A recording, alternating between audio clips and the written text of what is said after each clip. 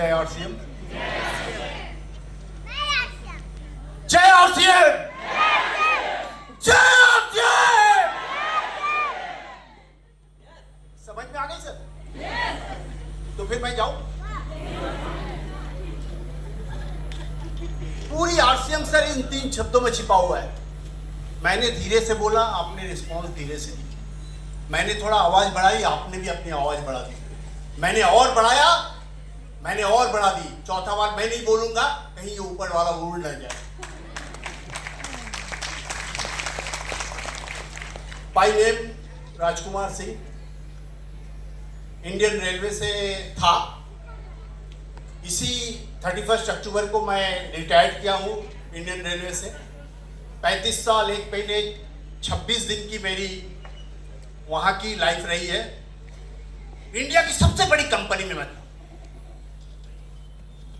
लेकिन वहां पर भी सुरक्षा, freedom, money freedom, time freedom हमारे और हमारे पत्नी तक थी। लेकिन मैंने एक चीज महसूस किया, जब मुझे साइट पे कुछ करना है तो आरसीएम एक ऐसी तूफान के साथ इतनी छोटे रूप में आई।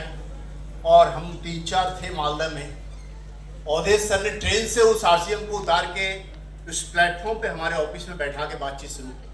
बहुत बहुत मजे की कहानी है, समय कम है, ओनली 4 मिनट्स आई हैव। सो मैं टॉपिक पे चला जा रहा हूँ, कभी फिर बात करूंगा। और हम खान साहब, अवधेश सर और देवनाथ सर कूद पड़े। और जब कूद पड़े तो कूद पड़े।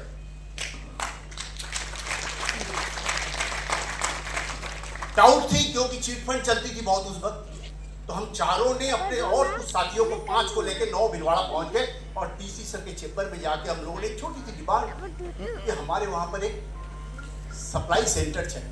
सर ने शुरू में कैलकुलेशन करके बोला अभी नहीं पॉसिबल, बाद में होगा। थोड़ा दुखी हुए, लेकिन पता था बाद में होगा तो होगा ही। बस तो मैं ये बताऊं, आज मैडम ने बहुत बड़ी जिम्मेवारी हम लोगों के बीच में दी है। I have only 3 minutes. उस 3 मिनट में मैं बता देना चाहता हूं मैं कर दूं? मैम सर के इशारा को समझ के कूद पड़ी और एक कदम आगे बढ़ चुकी। और आज उन्होंने प्रॉमिस ली है कि हमारा साथ चाहिए। तो मैं कहूंगा, हावड़ा में सीपुर में बोटानिकल गार्डन है मैम। उस गार्डन में एक पीपल की पेड़ है जिसका एक जड़ है और वो इतनी फैल गई है कि नीचे से ब्रांच निकल के उस गाछ को इतना सपोर्ट मिला। और इतनी पुरानी गाछ है कि अभी उसकी कैलकुलेशन भी पता नहीं किसी। तो आज प्रॉमिस ये है कि मैम आप वही बट गाछ है और बगल से ये पूरा हॉल नहीं, पूरा बंगाल वो ब्रांचेज की सिकल है जो आपके साथ है, आपके साथ रहेगा जब तक ये दुनिया रहेगी।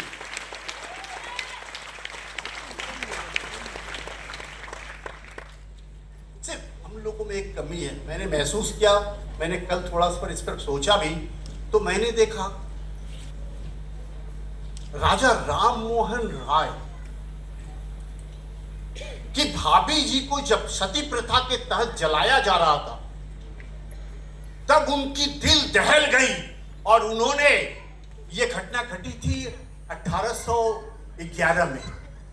उनके बड़े भाई की डेथ हो गई और उनके साथ उनकी पत्नी की सती प्रथा के तहत जला दिया गया, या वो सिस्टम के तहत हो गया जो कुप्रथा थी।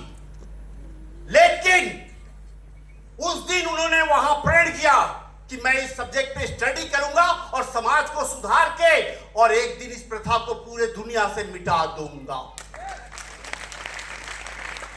और 2011 से लगातार प्रैक्टिस के बाद, कोशिश के बाद, अच्छे संस्थाओं के साथ मिलकर, और उन्होंने 1829 पे इंडिया गवर्नमेंट के गवर्नर के साथ ये करके और एक लॉ बना के सती एवोल्यूशन एक्ट, और पूरे दुनिया से सती प्रथा को खत्म कर दिया।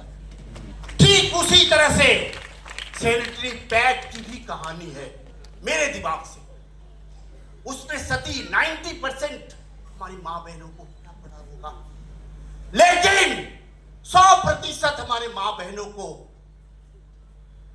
ये जो कुसंस्कार और अंधविश्वास से घिरा हुआ जो प्लेटफॉर्म हम देखते हैं, उसमें सैनिटरी पैड लेकर इतनी भ्रम और इतनी कुप्रथाएं बढ़ी हुई है कि अभी भी प्लास्टिक के ब्लैक पेपर पे उसे दुकानों से सप्लाई किया जा रहा है, अभी भी टिल ऑन डेट, इतने काम के बाद। लेकिन मैडम, मैं आपसे प्रॉमिस करता हूं, पूरी दुनिया कुछ करे, हम सभी मिलकर अब मोहल्ले, गली और घर घर में जाके इस मिशन को पूरा करेंगे और ये प्रथा भी सती प्रथा जैसा बंद होगा और खुलेआम पूरी सुरक्षा के साथ हमारे माँ बहनों की सुरक्षा को देखी जाएगी। विशेष मेरी टाइम पूरी हो गई। जय आरसीएम, जय आरसीएम।